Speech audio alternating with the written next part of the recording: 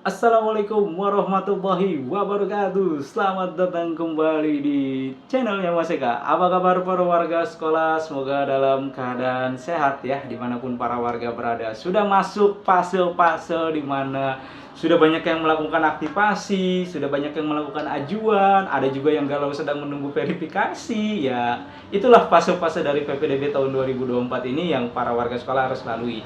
Nah, di video kali ini kita akan berbagi informasi masih sama seputaran tentang PPDB. Apa nih Mas Eka? Ini para warga sekolah yang sedang menunggu verifikasi ya, atau yang verifikasi sudah keluar, pasti banyak yang ditolak-tolakin ya. Ditolak, aduh kalau ditolak tuh rasanya nggak enak banget ya, gimana gitu ditolak ya kan. Nah, galau ketika ditolak, wah ini gimana, panik gua segala macam, ini harus bagaimana ya. Ada juga yang main-main umpet-umpetan, lo tenang aja kalau ditolak di sana kita ngambil yang di sini gitu kan. Pakai pepatah lama tuh, ketika cinta ditolak dukun bertindak. Wah tidak bisa kalau itu ya.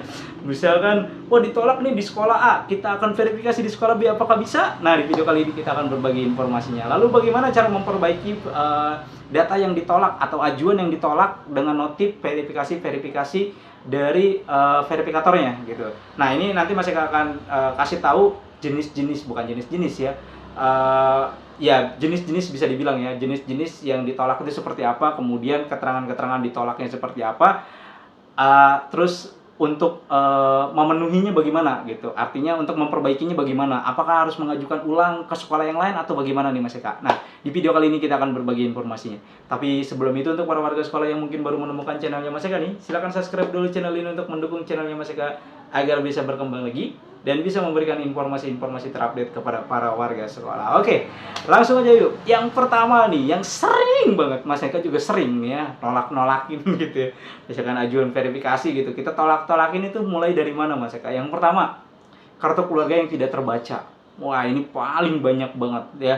Kartu keluarganya terpotong, terus burem, ngambil fotonya dari jauh, harusnya kan fotonya begini ya, dia ngambil fotonya begini gitu. Atau ada juga yang megang foto begini sama orangnya, ada Mas Eka dapat verifikasi ini kartu keluarga terus orangnya dipoto begini, nah itu nggak kebaca. Bener-bener nggak kebaca, jadi cuma muka orangnya tapi kartu keluarganya nggak kebaca. Nah itu pasti akan ditolak. Terus memperbaikinya bagaimana Mas Eka? Ya harus terlihat jelas ya, terbaca jelas dan tidak terpotong itu ya. Itu teknis banget ya, itu sering banget terjadi. Itu yang pertama. Memperbaikinya ya tadi harus dipoto dengan jelas ya, jangan sampai burum lagi atau dipoto yang macam-macam, karena di tempat Mas Eka ada sampai 4 atau 5 kali gitu, orangnya bahkan sampai datang, Pak kenapa saya ditolakin terus gitu kan. Dikasih lihat sama Mas Eka, nih eh fotonya terpotong kartu keluarganya gitu kan, jadi kita tidak bisa membaca. Jadi nomor kartu keluarganya itu kepotong atasnya, terus bawahnya juga kepotong, hanya ngambil namanya aja gitu kan, kelihatan namanya. Ini kita nggak bisa, kita harus ngeliat lengkap. Terus dia ngupload lagi, nomor atasnya ketutup, nomor bawahnya kelihatan nih. Tapi ningkit tidak terbaca, artinya burem.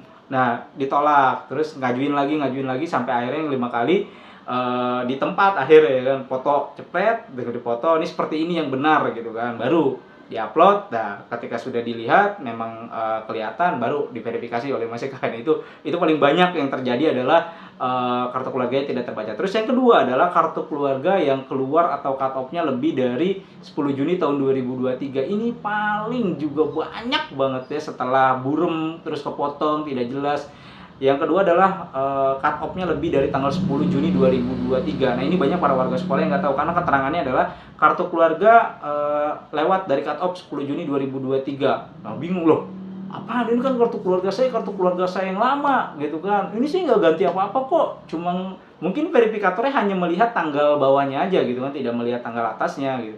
Cuma ketika melihat tanggal bawahnya tahun 2023 lewat dari bulan Juni ya, atau lewat dari tanggal 10 Juni 2023, harusnya verifikatornya juga melihat nomor kartu keluarganya. Nah ketika memang melihat nomor kartu keluarganya itu tahunnya lebih tua dari tahun yang di bawah, ya harusnya bisa. Cuma untuk meyakinkan lagi daripada nanti verifikatornya juga kesalahan juga, lebih baik para warga sekolah itu melampirkan kartu keluarga lamanya, sehingga nanti akan disandingkan antara yang lama dengan yang baru ya. Upload yang barunya atau upload yang lamanya disandingkan dua-duanya. Nah ketika dua-duanya tersandingan seperti itu, maka nanti verifikator akan enak ngeceknya gitu. Oh ini berarti kakaknya kakak lama, oh ini kakaknya kakak baru nih ya kan. Kakak barunya oh tidak ada perubahan apa-apa gitu kan, hanya berubah dari yang lama menjadi yang baru aja, dari yang tidak berbarcode menjadi yang berbarcode aja. Oh ini ada penambahan, baru punya AD baru ya kan di tahun ini, tapi ini kartu keluarganya tidak ada yang berubah apa-apa nih, hanya penambahan aja, masih bisa digunakan sesuai dengan ketentuan di syarat PPDB 2024 ya, masih bisa lewat. Nah kalau cuma dilampirkan satu aja, verifikator itu kan berbeda-beda persepsinya ya. Maka ketika dia sudah melihat ini, wah udah takut nggak yakin, verifikatornya ditolak. Nah ketika ditolak, keterangannya lampirkan kartu keluarga lama. Nah ketika ada memang melampirkan kartu keluarga yang lama, maka para warga sekolah untuk mengajukannya kembali, lampirkan kartu keluarga yang lamanya. Ya itu dua. Terus yang ketiga ya, banyak juga yang alamat tidak sesuai, nyoba-nyoba ya, ngeyel dibilanginnya, padahal di video sebelum itu udah Mas Eka bahas tuh ya, jangan lakukan hal yang akan verifikator tolak gitu. Artinya verifikasi ajuan itu pasti akan tertolak kalau kalian melakukan 3 hal yang sudah pernah Mas Eka bahas tuh ya. Ini nyoba ya kan, data di kartu keluarganya baru tapi ngeyel, coba untuk masuk ya, daftar, bisa kok, bohong nih Mas Eka, hoak gitu kan, informasinya palsu gitu kan, ya daftar, memang bisa diupload, tes ya kan, wah aman semua. Begitu diverifikasi, begitu diverifikasi nih, datanya nggak cocok. Kenapa? Karena kartu keluarga baru ya. Wah tapi ini bisa masih kalau lolos, iya bisa, tapi di verifikator nggak akan bisa, pasti nanti datanya itu berbeda ya, mulai dari di admin duknya itu pasti akan terbaca tidak sesuai.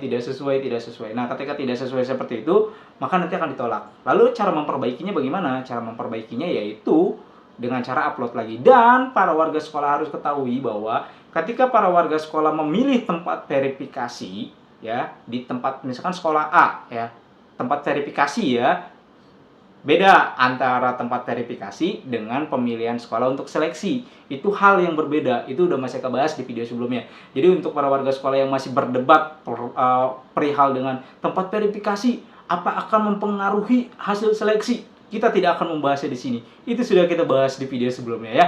Jadi di video kali ini kita akan lebih fokus kepada permasalahan-permasalahan di verifikasinya aja.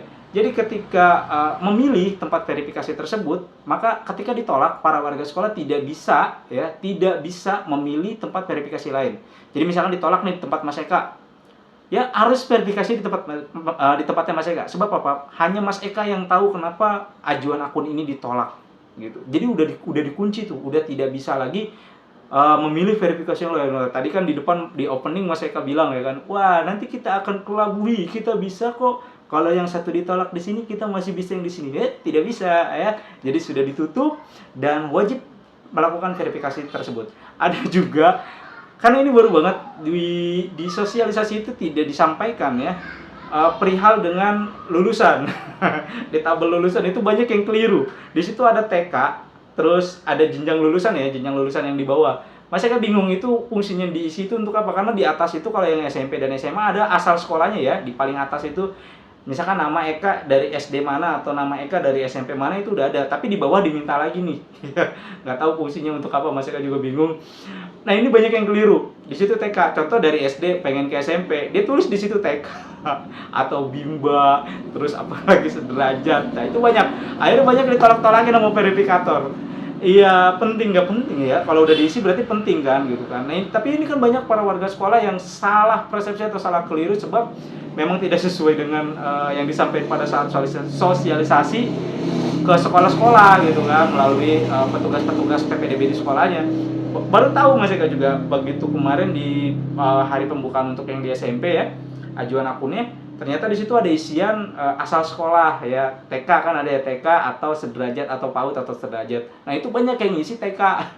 TK padahal dia dari SD, aturan diisi SD ya kalau mau ke SMP. Kalau mau ke SMA berarti isi SMP. Nah seperti itu ya. Nah itu banyak yang keliru. Ada yang lolos, ada juga yang ditolak. Nah kalau yang ditolak memperbaikinya bagaimana? Ya udah, ajukan lagi, caranya sama seperti mengajukan ajuan akun di awal. Kemudian lengkapi data tadi yang salah ya, yang tadi tulisannya SD, misalkan TK harus SD, tulis SD gitu. Pasti nanti verifikator akan ngasih kok notifnya ketika ajuan akun itu ditolak, nggak misalkan ditolak tapi nggak ada alasan gitu, udah pokoknya enggak lah, nggak mau saya mah enggak gitu kan, enggak begitu, tapi ditolak ada keterangannya, ditolak karena apa, data kartu keluarganya tidak terbaca, atau nicknya tidak terbaca, nicknya tidak terdaftar, atau kartu keluarganya baru keluar setelah tanggal 10, atau kartu keluarganya terpotong, atau hal-hal lainnya lagi ya, banyak banget yang ditolak itu di luar dugaan-dugaan gitu. Tapi secara umum yang ditolak itu ya tadi,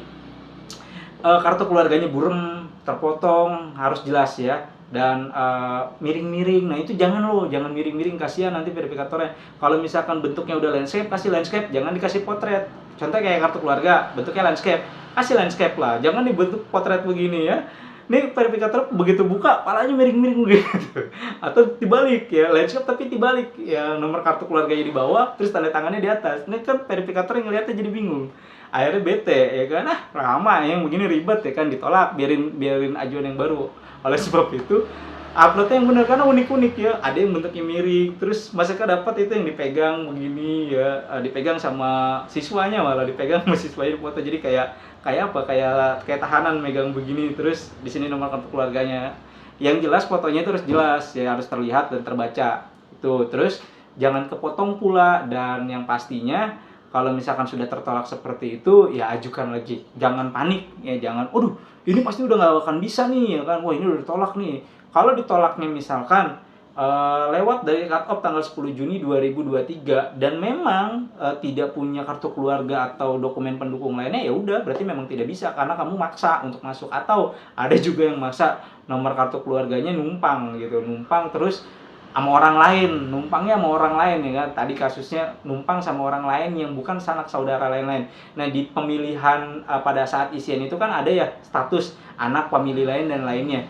Nah kalian kan otomatis suka berbohong nih ya, iseng dia bikin aja kan, kata mereka pemilih lainnya bisa katakan, dibikin pemilih lainnya, tapi begitu dicek nanti di kartu keluarganya ternyata berbeda, di keterangannya pemilih lainnya tapi di kartu keluarga ternyata lainnya. Dan ketika ditanyakan itu kan pasti ditolak ya, ditolak terus dikonfirmasi dulu nih sama calon peserta didiknya, ini ditolak karena kartu keluarga lainnya, lampirkan bukti pendukung untuk family gitu kan. Nah ketika nggak bisa melampirkan buktinya ya udah nggak bisa ngajuin lagi. Jadi kalau sudah diverifikasi oleh sekolah satu ya udah satu itu, tidak bisa mencelak-mencelek lagi. Nah ketika para warga sekolah yang lolos dari verifikasinya, setelah lolos maka wajib melakukan aktivasi, jangan sampai tidak diaktifasi karena banyak juga para warga sekolah yang lupa atau tidak sadar bahwa setelah diverifikasi udah pasti diterima. Bukan ya.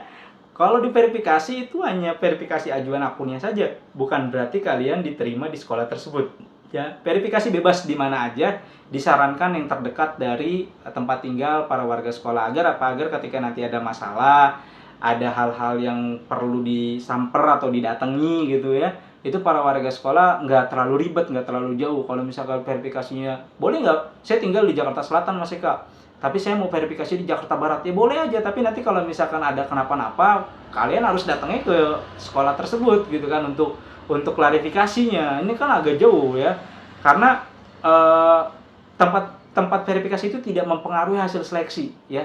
Jadi tempat verifikasi dengan pemilihan sekolah untuk seleksi itu hal yang berbeda. Jangan disamakan atau jangan dianggap bahwa ketika lolos verifikasi pasti akan lolos dari seleksi. Enggak, gitu ya. Dan untuk para warga sekolah yang saat ini masih menunggu hasil verifikasinya, tunggu dengan sabar, tenang, nggak perlu kasak-kusuk, nggak perlu datang ke sekolahan. Kalau memang sudah diverifikasi ditunggu. Lama Mas Eka di sekolah sono cepet. Ya tipsnya ya seperti yang sudah Mas Eka sampaikan di video sebelumnya, carilah sekolah-sekolah yang tidak terlalu banyak peminatnya, dalam tanda kutip tidak populer.